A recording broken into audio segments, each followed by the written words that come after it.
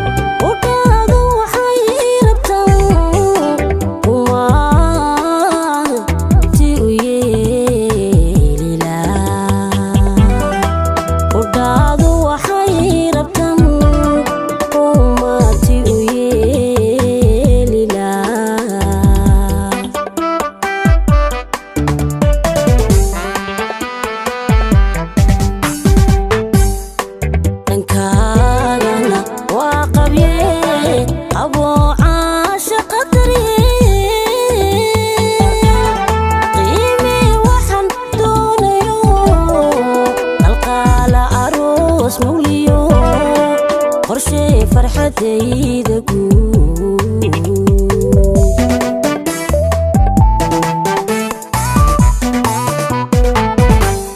dhankagana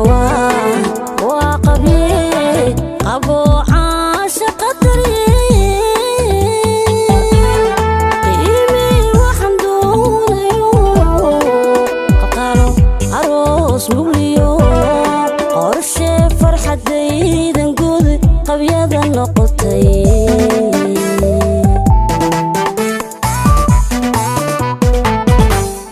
warkayguna waa qise waxaan qandaarasayaa nolosha qaybaadhe inaan qoys ula noqdiyo miyan u qalmaa xubiga miyan u qalmaa xubiga war miyan u qalmaa xubiga miyan u qalmaa xubiga wiilo warkayguna waa qise waxaan qandaraasayaa nolosha qaybaha hadhe inaan qoys ula noqdiyo miyan u qalmaa xubiga miyan u qalmaa xubiga war miyan u qalmaa xubiga miyan u qalmaa xubiga